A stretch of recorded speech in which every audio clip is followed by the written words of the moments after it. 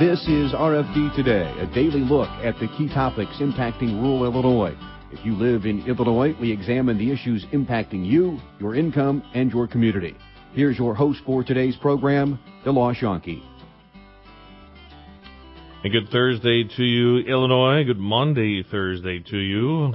Welcome. Thanks for joining us for this adventure in broadcasting on the 18th of April. And the Easter Sunday doesn't look too shabby, actually. Some widespread rain around the state today, but temperatures by Sunday in southern Illinois may even approach 80. And in central and northern Illinois, certainly into the 70s and the mid-70s as well. For us every year, the Easter egg hunt was always at the local nursing home put on by the 4-H club. And it was one year when it rained and we did it indoors, and that was not a good incident. But other than that, a lot of good memories from around this time of year. On the program, Bill Biederman at agmarket.net. We'll talk about markets. We'll talk about these trade talks. Should we be optimistic about this sort of thing, and if so, how much? Lucas Comney with Compeer Financial talking about insurance. If you can't get in the field, you might as well have some insurance conversations. Make sure you're properly protected this year. Also, Tricia Braid, Illinois Corn Growers Association.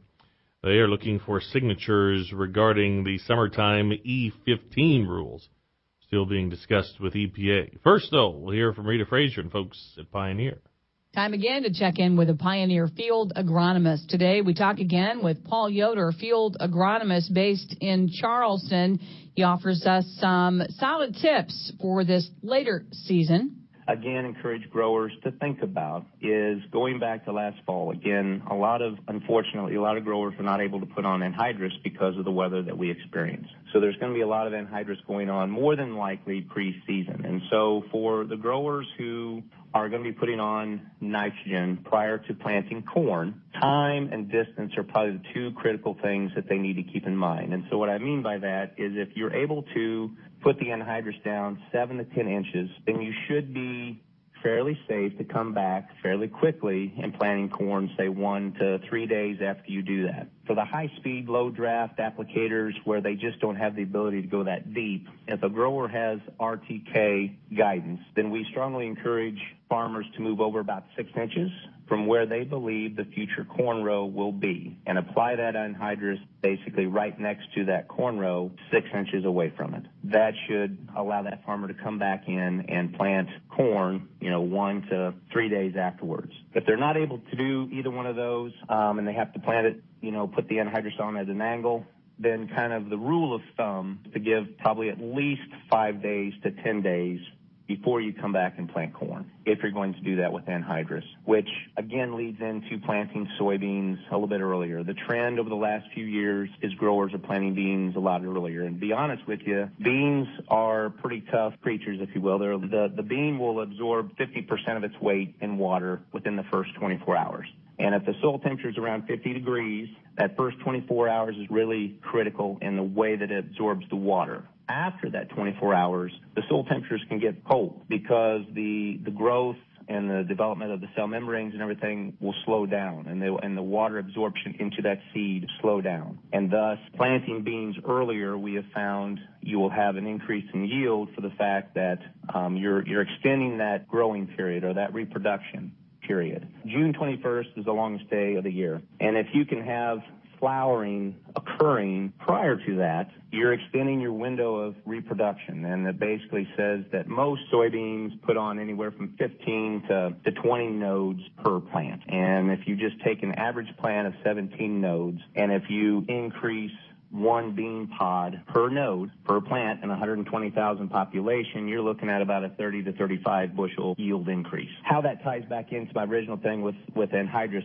if you're putting on anhydrous, giving that field some time for the anhydrous to, work itself into the soil, you can go and plant beans and give that soil some time to basically come back and plant the corn so that you don't hurt the seedling of that corn plant as it's beginning to grow. Tips and thoughts from Pioneer field agronomist Paul Yoder in Charleston. This is RFD Today. Thank you, Rita. We go now over the phones. Agmarket.net. Bill Biederman is joining us. Bill, how are you? Pretty good, boss. Just a little concerned about the market's interpretation of what's happening in Washington. That's all. Well, reason for concern, and we have soybeans. I keep thinking now, surely we're going to have a little bounce back on this. We've lost about 20 cents Tuesday and Wednesday, and I mean, we're only down a penny here, but still, some correct. Are we going to correct from this sort of thing? You would think that at some point in time, when they're saying that they're going to have a deal made within another week or so, that you would be trading a little bit better than that.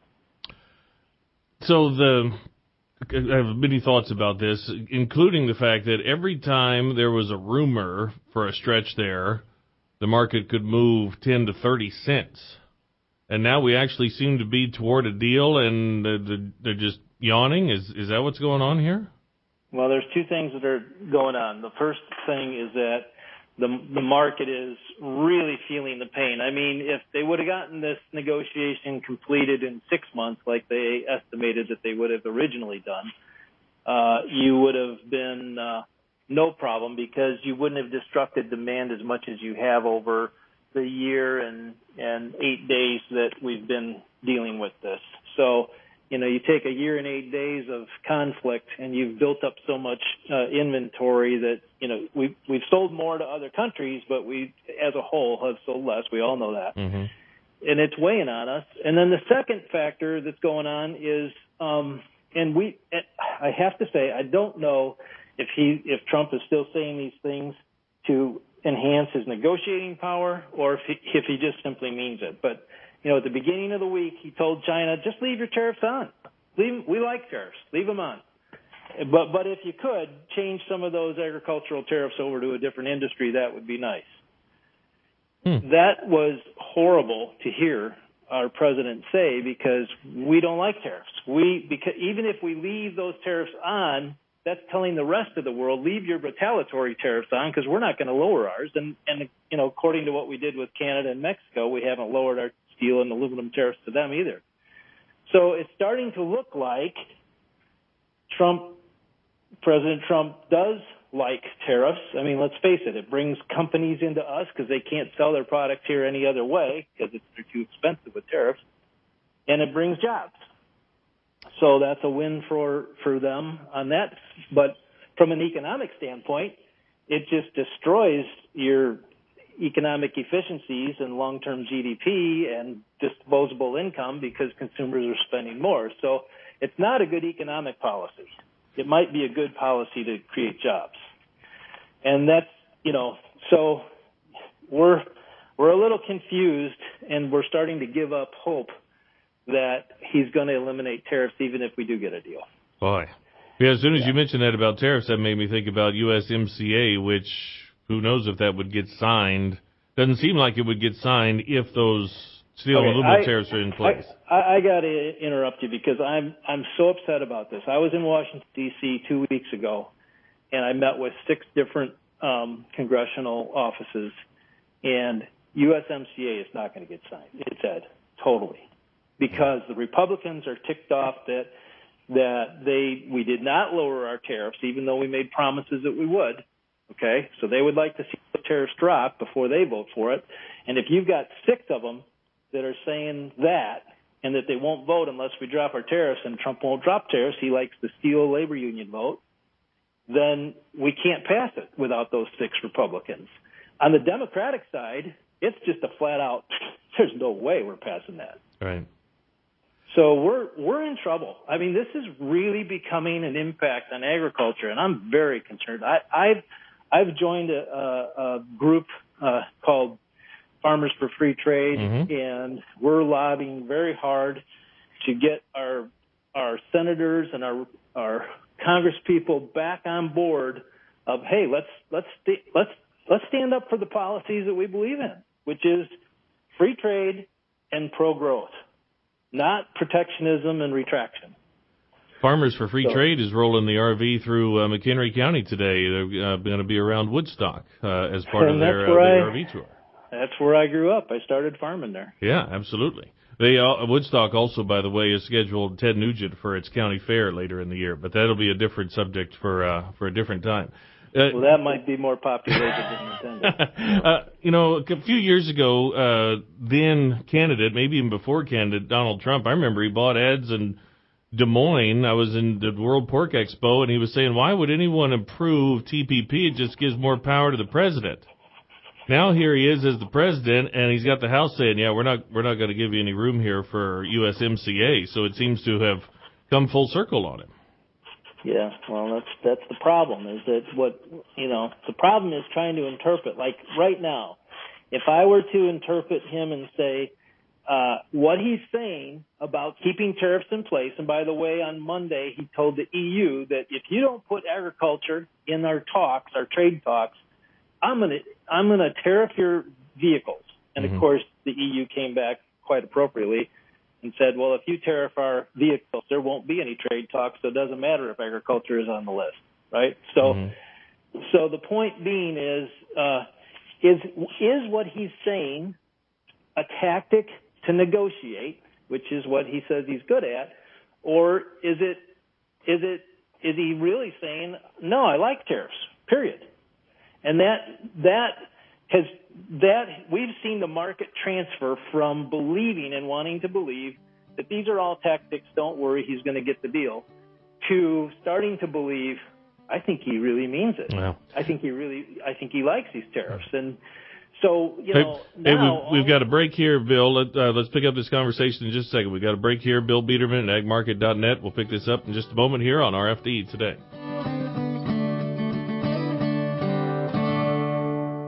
Farm Week and FarmWeekNow.com journalist Dina Stroish connects rural routes for you. From the Farm Bill to crop insurance to GMO labeling, her expertise is apparent in the stories she reports. Here's a bit about her rural roots. I get to meet interesting people and share their stories, and I get paid to do it. I cover ag policy and really enjoy keeping the farming community updated on these important issues. Be it routes or roots, RFD Radio, FarmWeekNow.com, and Farm Week keep you connected. Farm, family, food. Those three words best describe Illinois Farm Bureau. Farm. For 100 years, Farm Bureau in Illinois has represented and served the men and women who make Illinois one of the top food-producing states. Family. At the heart of rural Illinois are traditional farm families who work together through Illinois Farm Bureau. And food. Farm Bureau families are proud to grow the healthy food they provide their families and yours. Farm, family, food. The heart of Farm Bureau in Illinois. You're going to need me. You're going to need us. All of us. You're going to need our technical skills, our math, our engineering skills. You're going to need our help with your water, your air, your food. You're going to need our organizational skills, our problem-solving skills. You're going to need our determination, our honesty, our compassion. You're going to need the next generation of leaders to face the challenges the future will bring. And we promise, we'll be there when you need us. Today, 4-H is growing the next generation of leaders. Support us at 4h.org. It can begin with an email, a phone call, a flyer in the mail, or perhaps a misleading website. Loan modification scams. They come in all shapes and sizes and under different names. Loan rescue firms, counseling services, mortgage consultants, sometimes posing as a legitimate mortgage company willing to help you modify your loan and get caught up with your payments.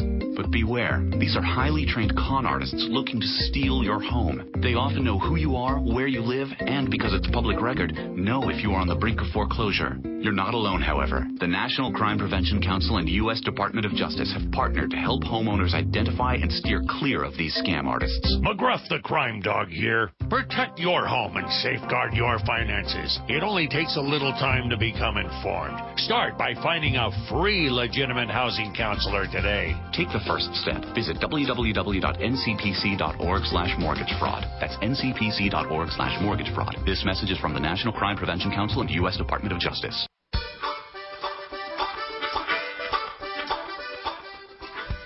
Welcome back to RFD Today on a Thursday. I'm DeLoss Yonke. Bill Biederman is on the phone at agmarket.net discussing the sentiment toward trade policy and what that may mean for our supplies. So if I still have old corn and soybeans, let alone what do I do with this year's? What kind of strategy should I be thinking about at this point?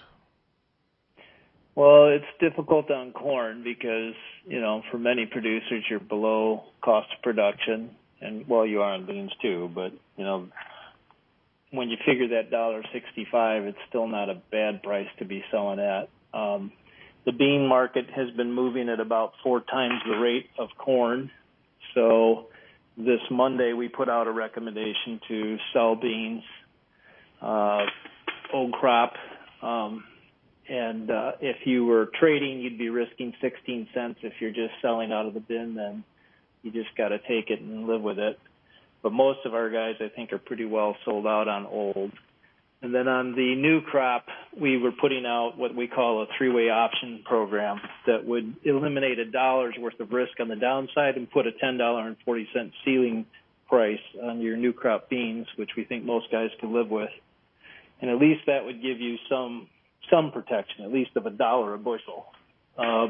So on the corn, we just have to believe that, there's value in our corn market, and there is at these price levels. The thing that scares me the most, though, DeLoss, is that if we don't eliminate these tariffs, the corn markets could start trading like the wheat.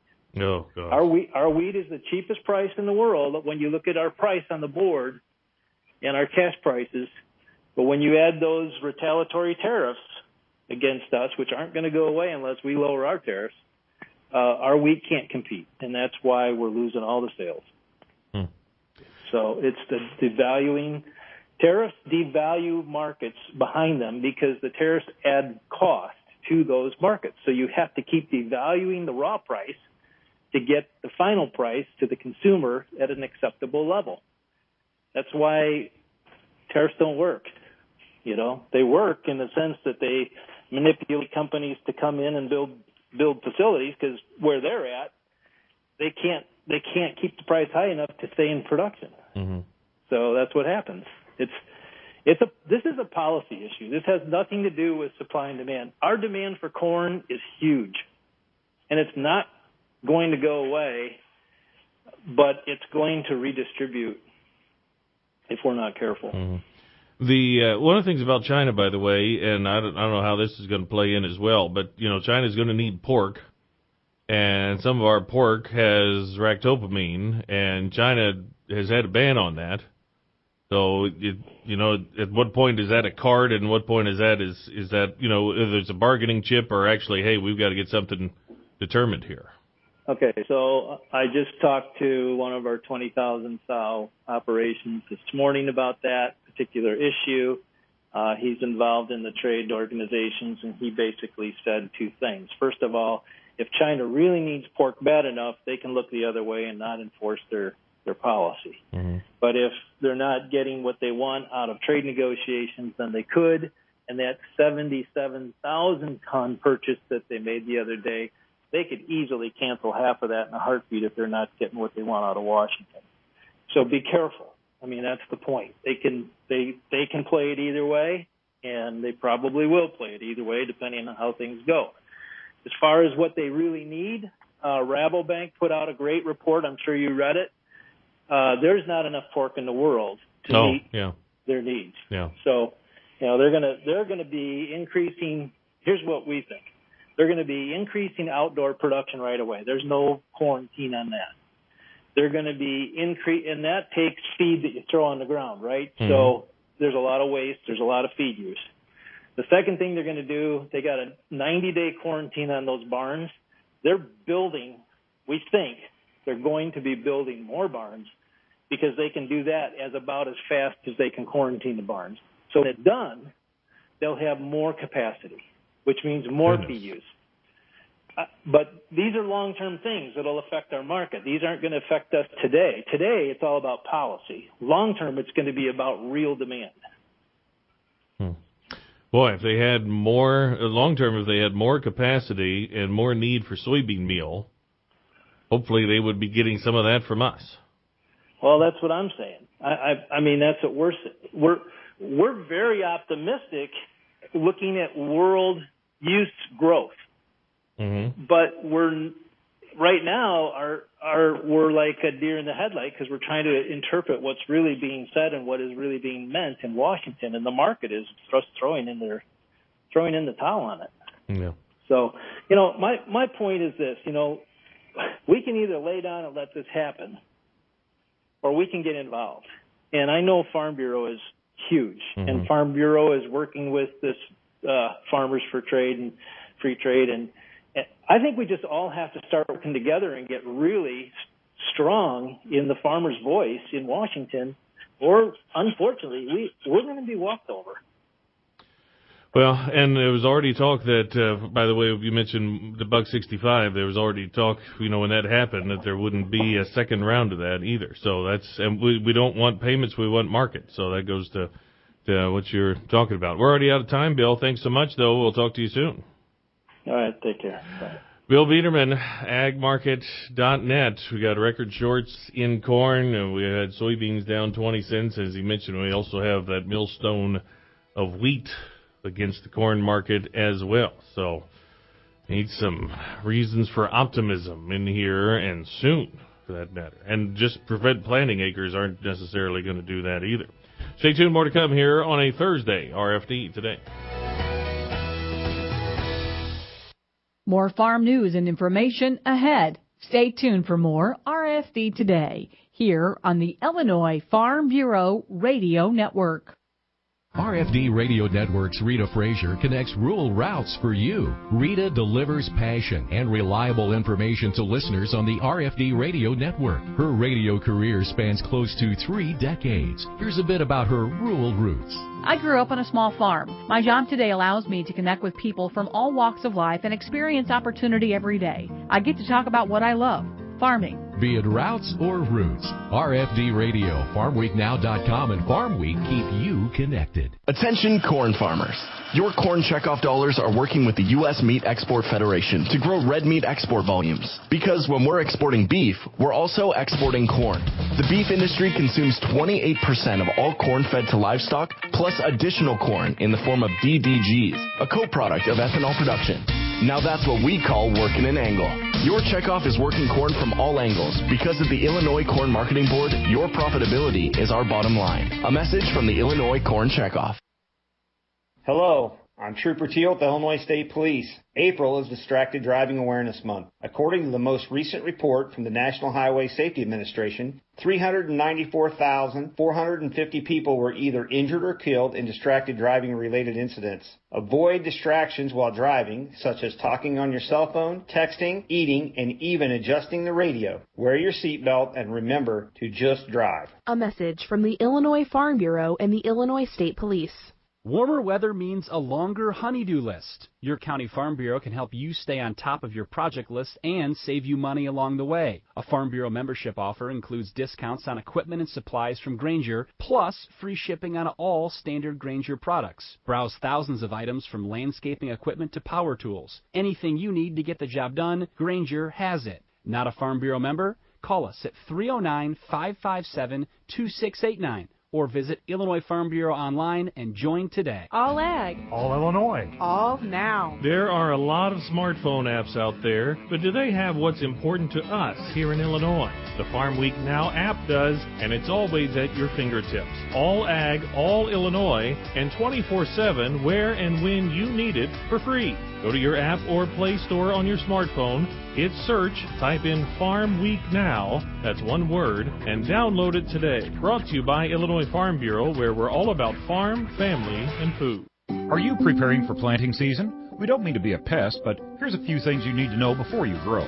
The Illinois Department of Agriculture now requires special local needs labels, including new restrictions for the use of herbicide dicamba on top of soybeans in Illinois for the 2019 growing season. Did you know these additional restrictions go beyond federally approved labels? Remember, the label is the law. To find out more about these Illinois-specific labels, visit ilfb.org/label-aware.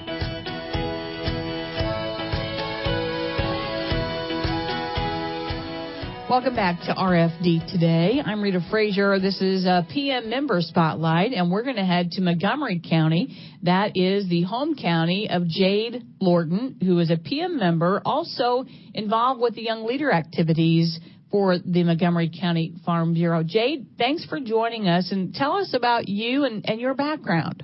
Yeah, thanks, Rita. I'm from Fillmore, Illinois. I grew up on a hobby farm. My family didn't farm grain or anything like that, but we had horses and mules and donkeys and goats and chickens. So that was my beginning of my love for agriculture. I went to Nokomis High School, where I was heavily involved in the FFA.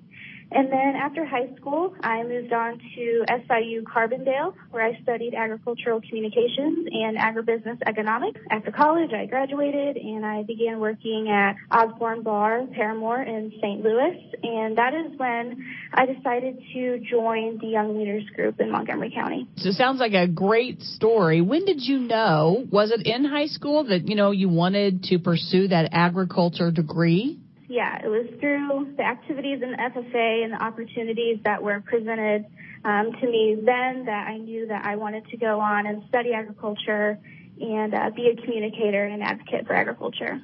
Do you have a couple of moments in FFA that really bring back some good memories, putting on the blue jacket for the first time, or, what are some fond memories of that time in FFA? Yeah, absolutely. So, state convention, national convention, getting to go and see my friends from other sections, other schools, and getting to connect with them and coming closer with my classmates and the people in my chapter, too. I really enjoyed the horse judging. The dairy foods competition was always fun, and just the social opportunities was really great. So after graduation, landing at O&B, tell us about your job there. Yeah, so this is a great job. I love Osborne Bar. So what I do is I communicate for farmers for a national checkoff organization. So I write content for our website, for our magazine. I do newsletters. And then I also exhibit at industry trade shows and attend events on behalf of this organization. It sounds wonderful. I can hear that you love what you do. So back to connecting to Montgomery County Farm Bureau. Tell us about those first steps and a little bit about what you've been able to do. So I moved home from Carbondale to start my job here in St. Louis. And so I was back in Montgomery County, and I wanted to become more involved in the local agriculture scene. And so I saw on Facebook that our Young Leaders Group was having their meeting coming up, and so I decided to join them.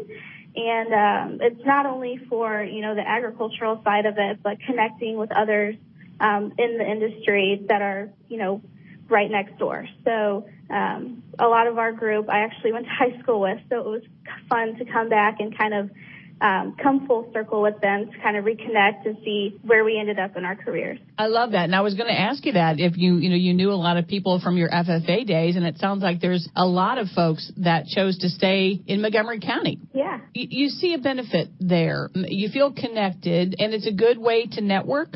Yes, absolutely. As a communicator, I kind of love every opportunity I can to network with others, and I think that Farm Bureau is a really great way for me to do that. It kind of goes hand in hand with what I do at my job. So I connect with farmers for work, and then I'm able to go to Farm Bureau events and connect with farmers and other professional members. So it's a really great opportunity. So in addition to like a regular meeting, so you were able to attend the Young Leader Conference also? Yes.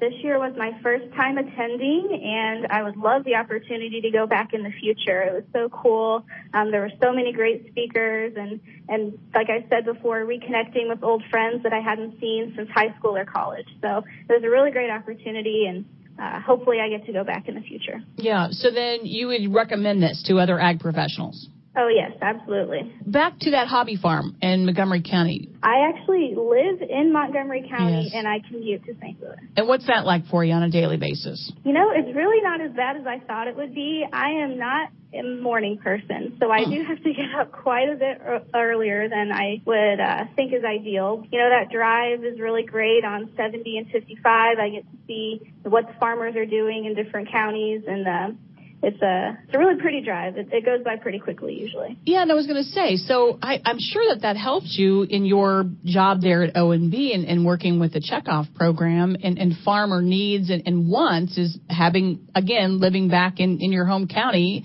Do you live on the farm? Yes. Yep. I still live on the farm that I grew up on. That's nice. And so your family's still involved there? Yes, absolutely. We actually just expanded our farm. I grew up on 5 acres, and we actually recently purchased about 17 acres. So now we've got about 21 acres. So we're going to start producing hay so that we don't have to have that extra cost for our animals. Can you tell us who's involved in that family operation? You and your parents? You have siblings? Yeah, so it's just my parents and myself. I am an only child. And so it's just us 3 taking on the world. Well, that's wonderful. And you're, I don't know how old, maybe, are you 25 yet or no? No, I'm 22. 22. So what does your future look like, Miss Jade? That's a great question, Rita. I don't have a crystal ball, but I definitely see myself growing here at Osborne Bar. I love the opportunities that I've been presented so far. I've been here since last June, so almost a year. I can't say where I'll be 5 years from now, but I really like where I'm at right now.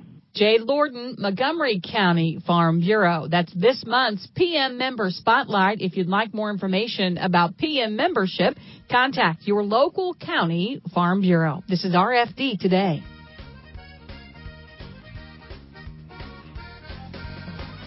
Thanks, Rita. In just a moment, we'll visit with Lucas Comney at Compeer Financial, talking about being set for insurance for this year. Then Tricia Braid, Illinois Corn Growers, to close a Thursday program of RFD Today.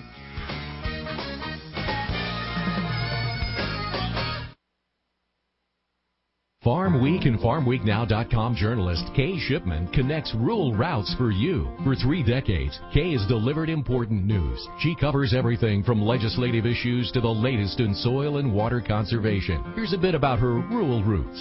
I love covering so many aspects of agriculture and providing readers with the facts they need to make better decisions. I also get to work with farmers and meet new people along the way. Be it routes or roots, RFD Radio, FarmWeekNow.com and Farm Week keep you connected.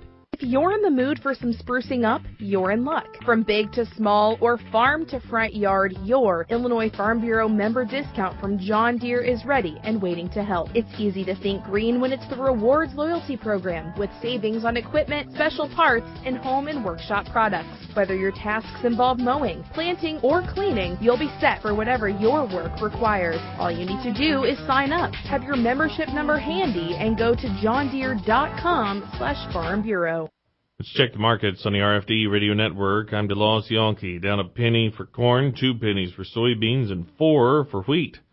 May corn down 1, 3.57 1/4. July down 1, 3.66. December down 1 1/2, 3.85 1/4. May soybeans down 2 1/4, 8.76 3/4. July down 2 1/4, 8.90 1/4. November down 2, 9.10 1/4. May wheat down 4 1/2. 4.42 1/2. July down 4 1/2. 4.45 3/4. Tomorrow being Good Friday. No markets on Good Friday. And in livestock, we're a little bit higher with June hogs up $0.50, 96.62, and June cattle currently up a dime, 122.47. But once again, lower soybeans this week have lost more than 20 cents a bushel. DeLoss Yonke, RFD Radio Network.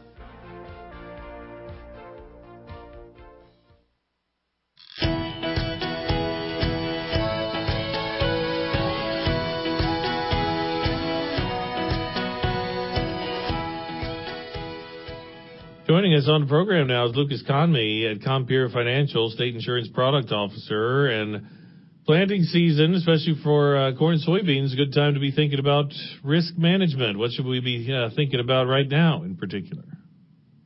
Yeah, coming up here, we're some things that we can think about now that we're outside of the main sales season for multi-peril crop insurance. There's still lots of time to think about hail coverage or wind coverage or any of those kind of named peril things. There's still time to add those or think about those considerations as we get going.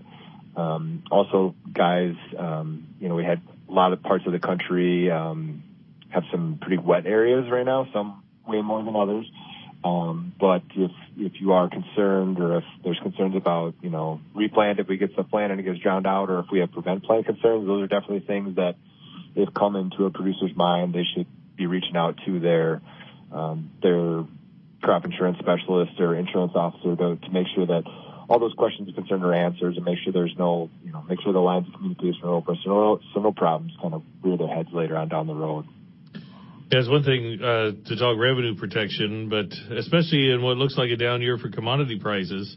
So those would be, I don't know, some people may not consider them extras, but there is a cost associated with them.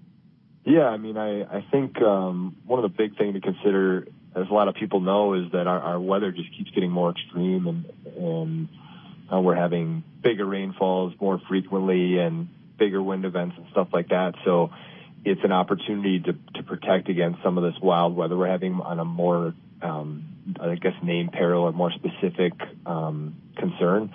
Like I said, we keep seeing more of these drastic storms, these more severe storms in places, and so getting these named perils covered can really help out.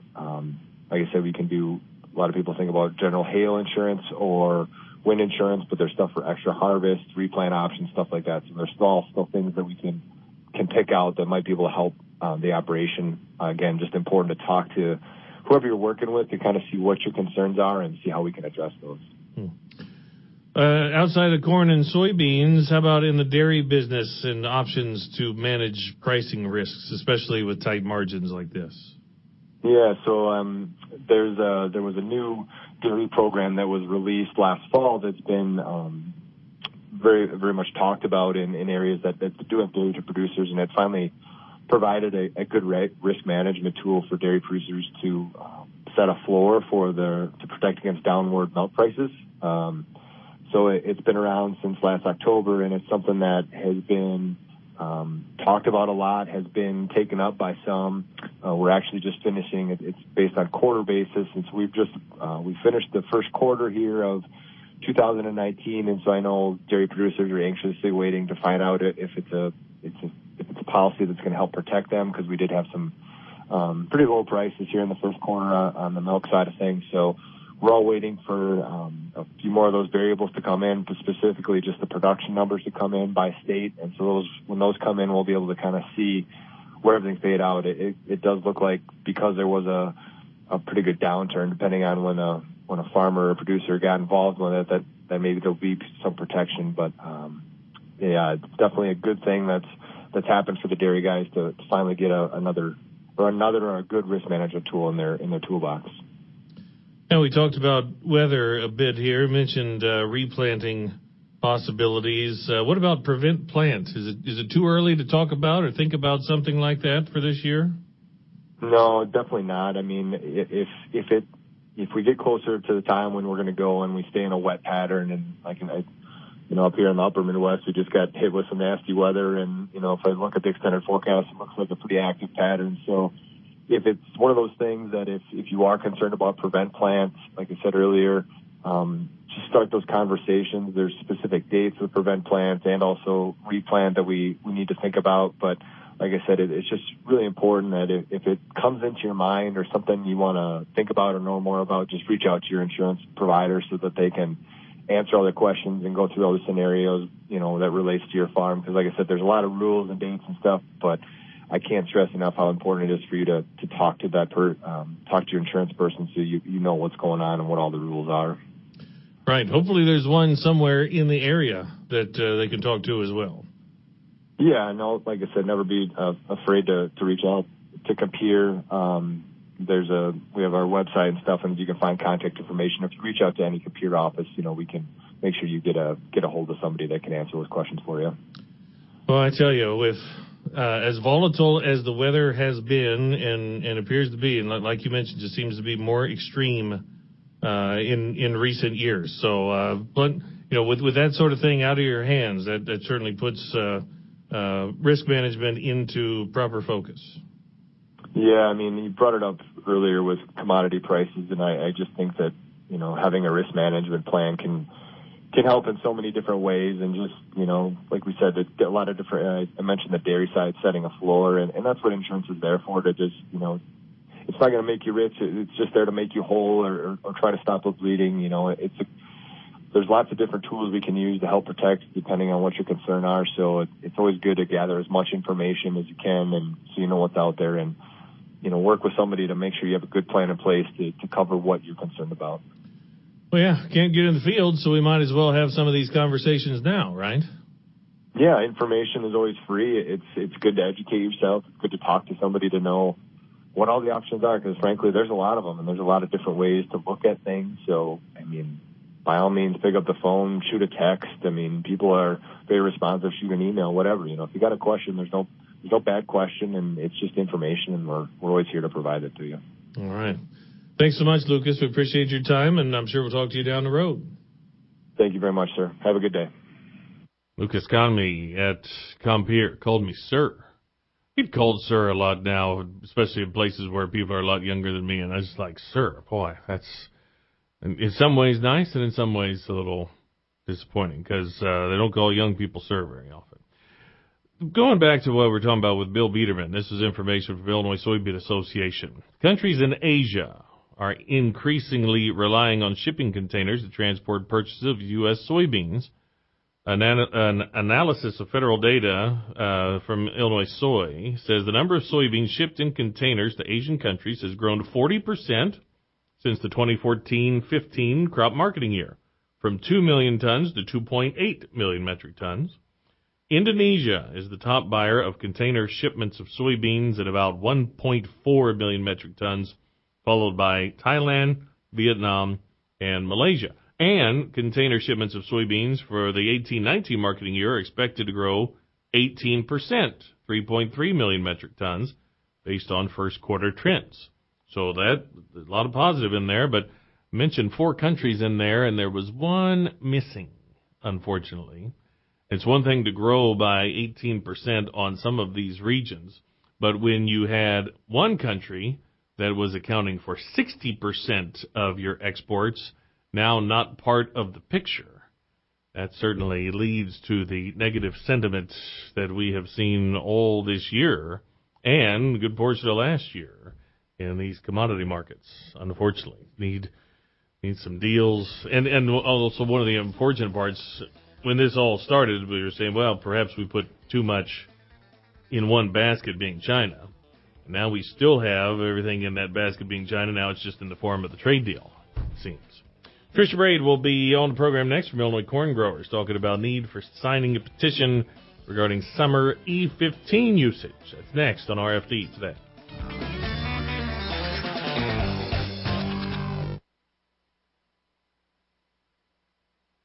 Let's check livestock markets on the RFD Radio Network. I'm DeLawrence Yankee.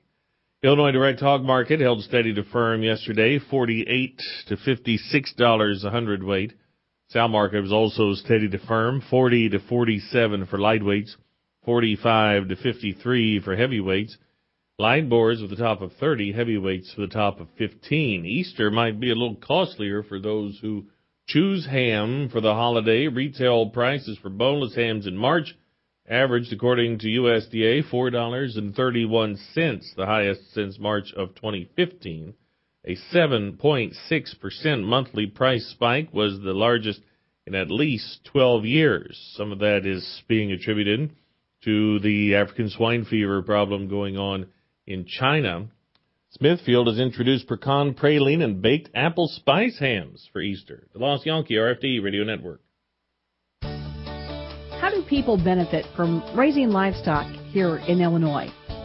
Rich Giebert, Illinois farmer, president of the Illinois Farm Bureau. Well, growing up on a livestock farm was always interesting, and I enjoy it more today than I did back then. But it did give me the opportunity to have a good work ethic, learn to get up in the morning. And you know, that was difficult during my senior days at high school and college days. I had a tendency not to go to bed at a respectable hour.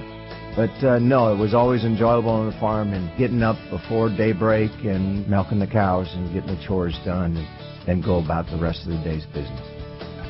Illinois Farm Bureau, along with beef, corn, milk, pork, and soybean associations, make up the Livestock Development Group, supporting the Illinois livestock sector. For more information, check out IllinoisLivestock.com. For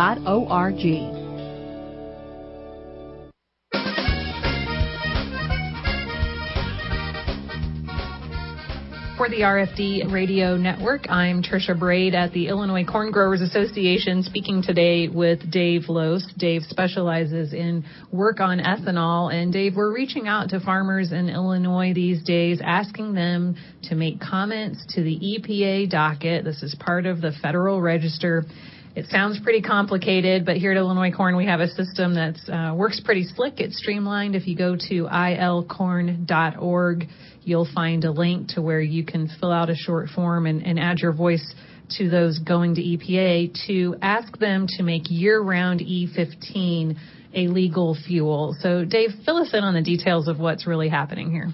Sure. This is a proposed rule by U.S. EPA that corn growers and the ethanol industry has been working on for the last 5 or 6 years, trying to get EPA to treat E15 the same way that they do E10 in the summer months.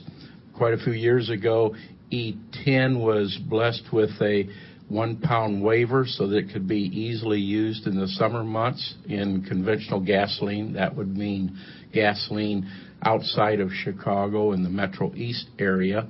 It helps make the blend stock cheaper to then blend with the E10. We're hoping that EPA finalizes this rule by June 1st so that this is applicable this summer for those petroleum marketers that want to begin selling E15 in Illinois. So we have, we're headed towards 100, not quite 100 retail locations in Illinois now that offer E15. You see other blends of ethanol available at blender pumps that are labeled as flex fuel. So, Dave, what you're talking about here specific to E15, which is a legal fuel to use in all vehicles 2001 and newer in what we call the summer driving months, which start June 1st, and that goes to about Labor Day. Unless you're a flex fuel vehicle, you can't use that E15, and it's complicated for the motorist, and it's complicated for the retailers, and it just sounds like it's unnecessary. Yeah, the petroleum marketers, when EPA first passed the waiver for E15, were able to sell E15 in the summer or in the winter months the same way that they did E10, but when June 1st came around, they had to put new signs on their pumps saying for flex fuel vehicles only. This was really confusing to the consumers and to the petroleum marketers. They weren't able to really market E15 the way they would like to. With this proposed rule, EPA would provide a summertime waiver for E15, and therefore E15 in the summer months would be treated like E10, which I think will really help the petroleum marketers to engage in selling E15. We see it sold in Illinois as unleaded 88. It's usually noted with a specific handle at the dispenser, and it gives you a little more octane than the 87 octane gasoline, and it's usually at 2 or 3 cents cheaper. We expect if this waiver is finalized June 1st, we may see even a larger price difference in E15 versus E10, and especially premium fuels. So all of us could use some price relief at the pump. Summer driving season, gas prices go up typically anyway, a function of supply and demand. Of course, farmers, I think, could use some price relief at the Board of Trade in the opposite direction. They'd like to see that corn price going up. And this function of allowing more ethanol into the market, of course, that ethanol here is corn-based, is really at the base of the mission of Illinois Corn to improve demand pictures here so that we can move more corn. Yeah, the Illinois corn growers have spent a lot of time working in D.C. With U.S. EPA and these proposed rules and trying to get this finalized by June 1st. The Illinois Corn Marketing Board has invested resources, checkoff dollars into the infrastructure out there to make E15 available once this rule is finalized by EPA. A lot of investment was made over the years in EA5, which allows EA5 to blend with E10 to make E15, which a lot of the petroleum marketers are doing right now. So that's an important point. A lot of people say, well, what about E85? Well, the fact that that's available then makes that blending possible on site. That's another thing to remember. And we have a growing number of terminals that have added E15 into their lineup to deliver fuel. Most recently, Growmark announced a new terminal in Illinois that will provide E15. Yeah, they're providing E15 now at several of their terminals throughout Illinois and also throughout the Midwest.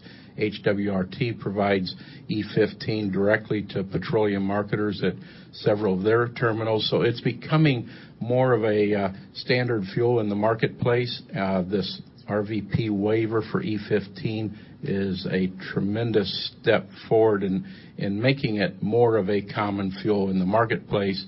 And as Trish said, we hope that increases the demand for ethanol and the demand for corn. So as you can imagine, there are a number of voices in opposition to this plan that are putting their comments into the EPA docket. So we here at Illinois Corn would request that all of you listening go to ilcorn.org. Right there on the homepage, you'll find the place to click through and add your comment to the docket. It'll take less than 5 minutes. We need numbers there because you can imagine that the oil industry has a lot of dollars behind their opposition to this plan. That's why we've spent so many years fighting to get to this point where we are. With Dave Lose at Illinois Corn, I'm Tricia Braid. Thanks, Tricia. Learn more at ilcorn.org. On the program tomorrow, we'll talk about distracted driving and Scott's Law. The folks at Illinois Department of Transportation. Also, Sabrina Berkowitz, our senior social media specialist, with some tips could be related to Easter as well. I'm DeLoss Yankee saying watch your ends. We'll be in studio tomorrow. More farm news and information ahead. Stay tuned for more RFD Today here on the Illinois Farm Bureau Radio Network.